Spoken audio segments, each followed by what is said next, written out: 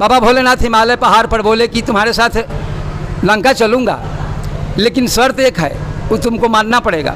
रावण बोला कि हाँ मैं मान लूँगा।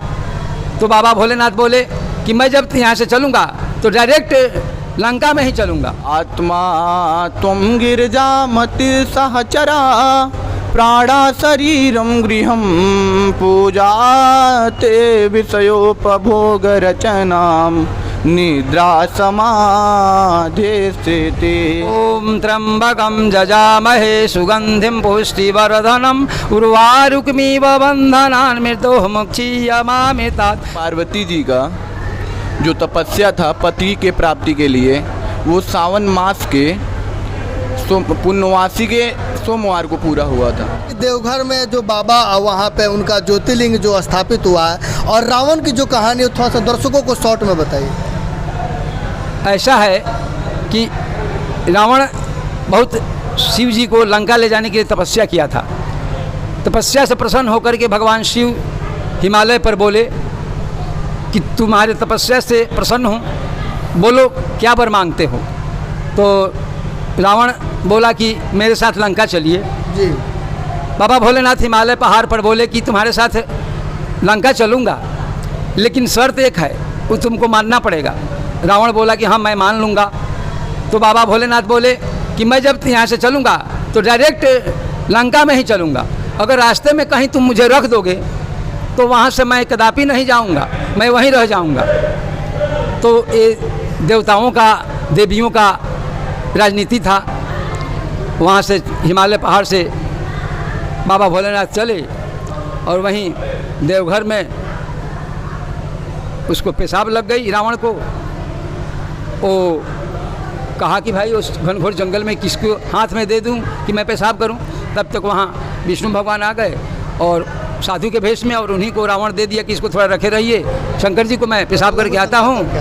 और वो बोले कि नहीं, तुम अगर देर करोगे तो मैं यहीं रख दूँगा। वो तो भगवान का, सब देवी देवताओं का राजनीति था।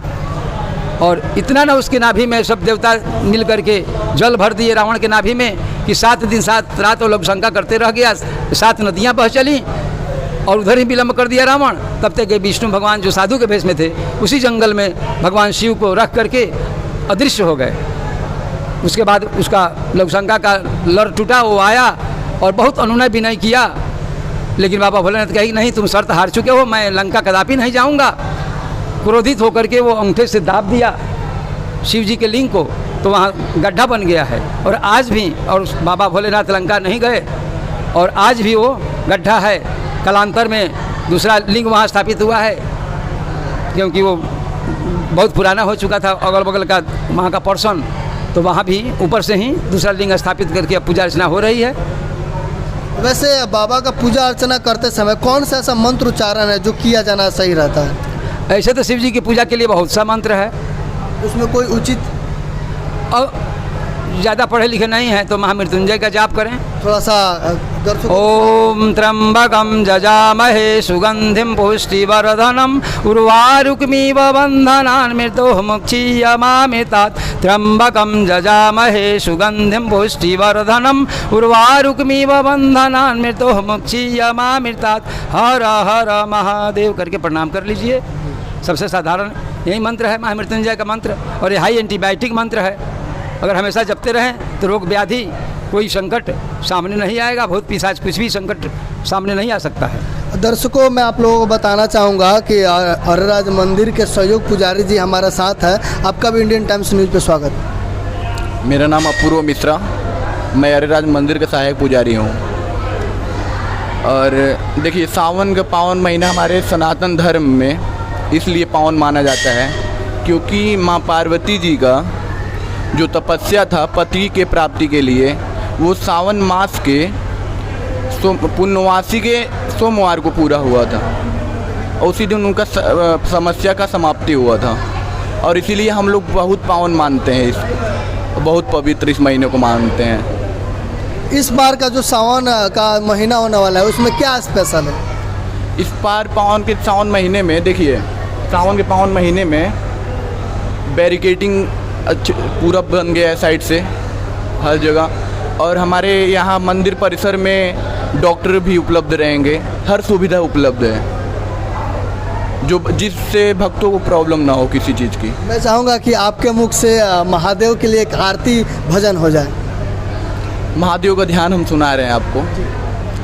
आत्मा त्वं गिरिजा मति सहचरा प्राणा शरीरं गृहं पूजा ते विषयोपभोग रचनां निद्रा समाधे स्थिते संचारः पदयो प्रदक्षिण विधि श्रोत्राणि सर्वाङ्गिरो जद्यात् कर्म करोमि तद्यदखिलं शम्भुस्तवाराधनं करचरणकितम्बा कायकर्मजम्बा श्रवणनयनजम्बा मानसम्भा पराधं विहितं भा सर्वमेतच्छमस्व। जय जय करुणाधीश श्री महादेव शंभु। बहुत अच्छा लगा दर्शकों। अभी आपसे भी हम जानना चाहेंगे कि बाबा भोलेनाथ सावन महीने में ही क्यों उनका पूजा अर्चना और सोमवारी को ही क्यों किया जाता है? इसके पीछे पौराणिक परंपरा है। हजारों हजार वर्ष माता पार्वती पति स्वरूप में शिव जी को पाने के लिए तपस्या की थी और वो तपस्या सावन के पावन महीने में ही पूर्णिमा तिथि को और सोमवार दिन को ही परिपूर्ण हुआ। इसी के चलते और पूर्णिमा तिथि को सावन के महीने में सोमवार को ही भगवान शिव पत्नी के रूप में माता पार्वती को एक्सेप्ट किए, स्वीकृत किए। इसलिए सावन के पावन महीने में विशेषकर सोमवार को विशेष रूप से महिलाएं सोमवार व्रत करती हैं और अधिक से अधिक संख्या में भगवान शिव की पूजा अर्चना करती हैं। इस बार 2022 में सावन का पहला सोमवारी और सावन कब से शुरुआत हो रहा है उसके बारे में दर्शकों को बताइए। 2022 में श्रावण 14 जुलाई 2022 से शुरू हो रहा है और पहला सोमवार है 18 जुलाई को। उस दिन काफ़ी भीड़ होगी। यहाँ भी हमारे एसडीएम साहब, डीएसपी साहब पूरा प्रशासनिक तैयारी में लगे हुए हैं। नगर पंचायत के कार्यपालक पदाधिकारी या बीडीओ साहब, सीओ साहब सभी मेला की तैयारी में लगे हुए हैं। हमारे मंदिर के पीठाधीश्वर स्वामी रविशंकर गिरी जी महाराज भी पूरी तैयारी में लगे हुए हैं कि दूर दराज से आए हुए भक्तों को किसी प्रकार की कठिनाई ना हो।